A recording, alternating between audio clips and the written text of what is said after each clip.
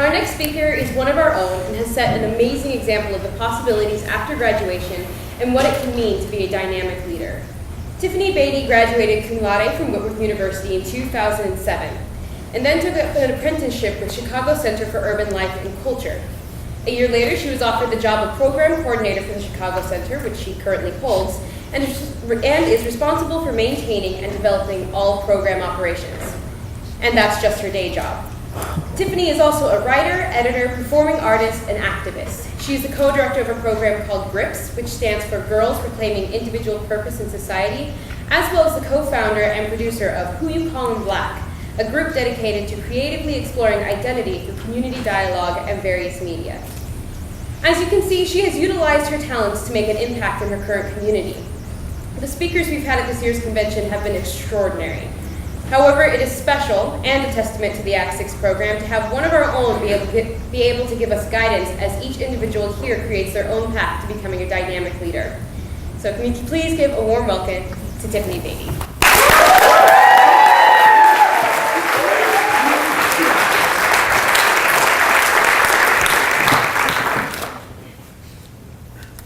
Flip this on. Test. All right.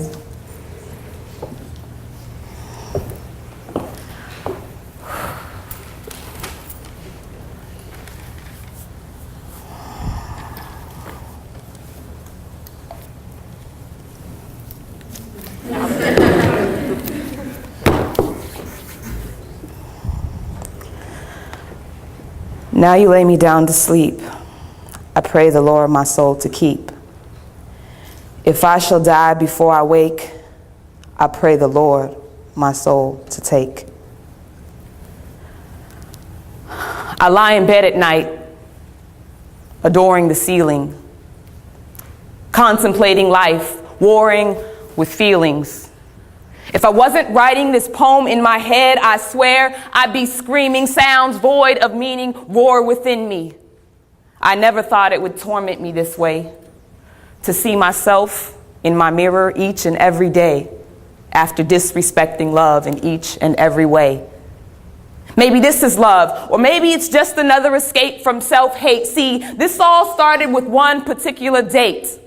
Not 1985, like you might think. No, it was a summer night in 1993. I spent the whole day playing and riding bikes, just me and my best homie, Mike. See, his treehouse in the back and dunes and ditches in the front was so tight. When the street lights came on, Mike's mom said I could spend the night. After a few fights in Mortal Kombat, Mike's mom called me away from the video game to the bathroom. She shut the door. I could see it in her face. Everything was not okay. As she got down on her knees with grace, her long gray hair hung even closer to the floor than before.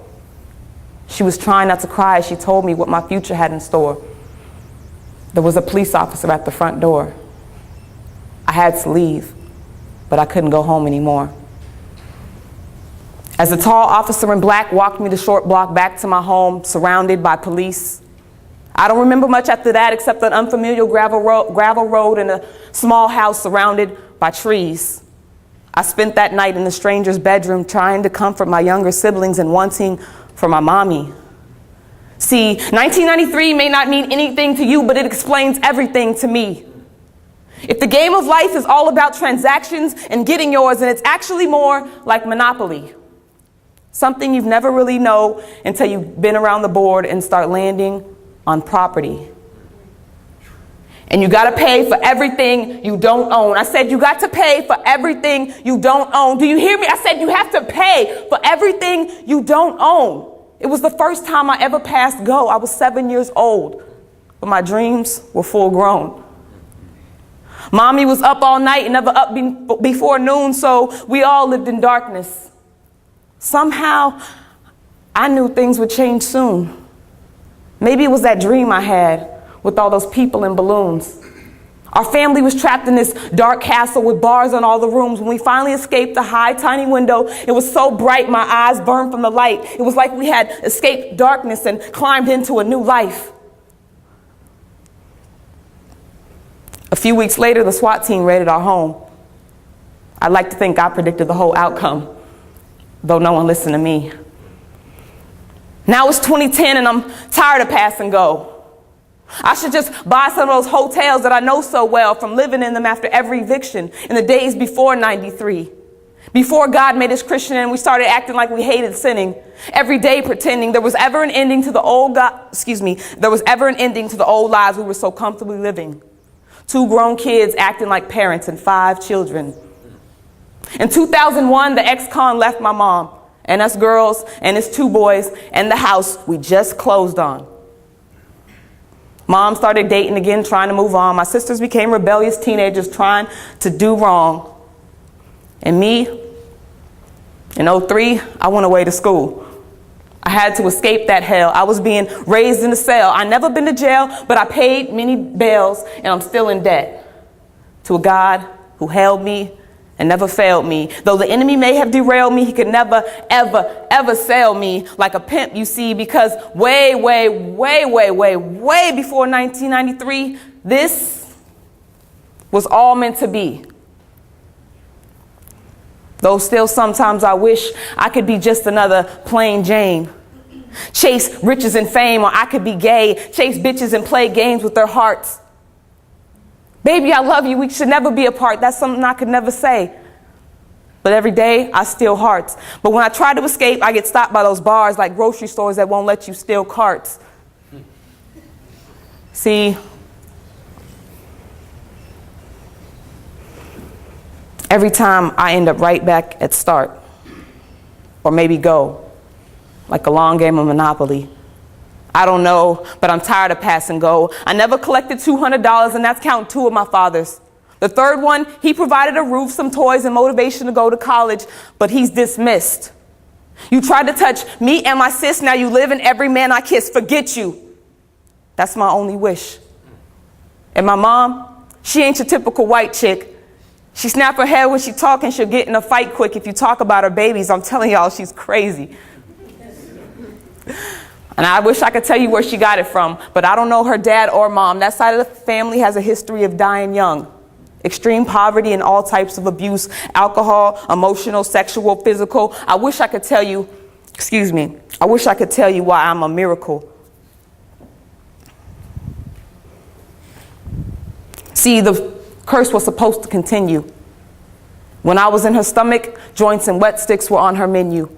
Supposedly that all stopped when she found out she was holding me, but it couldn't have stopped forever because I feel it still controlling me. Though you would never know just by knowing me, I do my best every day to make sure you never know I was raised that way. But I didn't write this poem.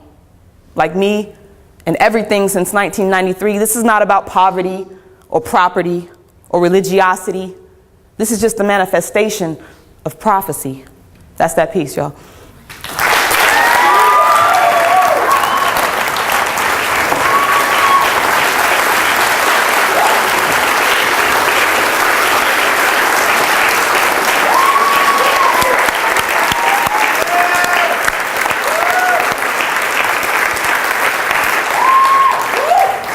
Thank you guys. Thank you.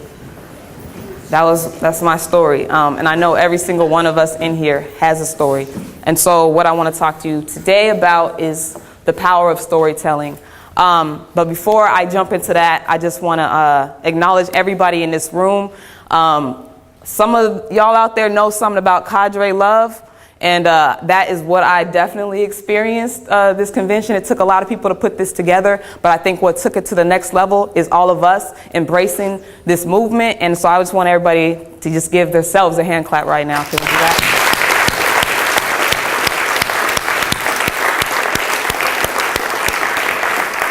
It's all about love. I didn't come up with Cadre Love, but whoever came up with that, thank you, because that's what it's all about at the end of the day. I just want to start off by saying that it's a privilege and an honor to be up here before you today. When Tim first let me know that he was sort of thinking and going in the direction of having alumni do it, he initially said that President Bill Robinson was the initial choice. And so when that wasn't going to work out, I was obviously the second choice, but I was blown away by this opportunity. And so even though I was, we all have those moments of self-doubt, I think that I could never pass up an opportunity like this. So I just want to say that it's a complete honor, and I feel very blessed to be up here for you today. But I know that another very important person in that conversation with Tim that sort of encouraged me to be up here today is Jeremiah. So as a thank you, I want to bring Jeremiah up here. He's going to help me out with this first part to kick it off.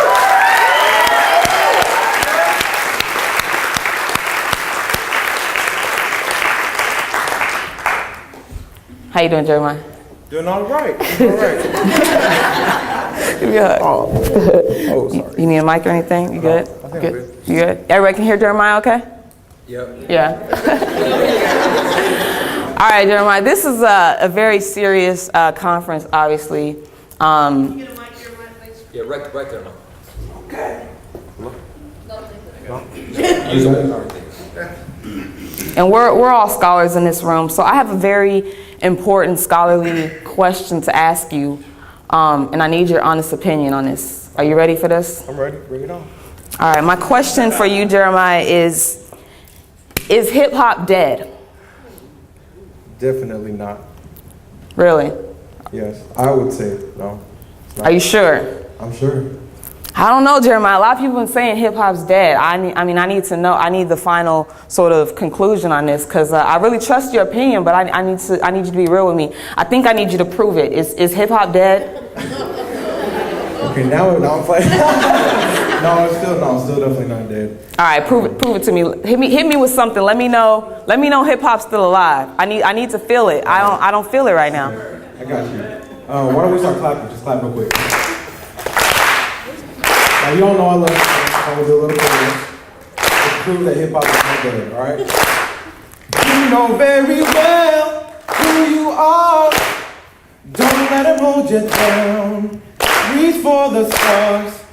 You had a goal, but not that many. I know you're only one. I love you good and funny. Yeah. Oh yeah! What? I appreciate it. That's beautiful. That was beautiful. Thank you. That's good.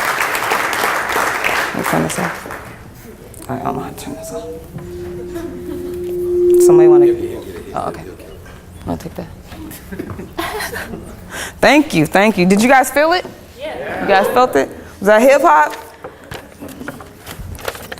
What about the rest of you guys? How do you guys feel? Is it dead? No. Did you guys recognize that song? Yeah. What was it? Who was it? Big. Do we got anybody with the first verse out there?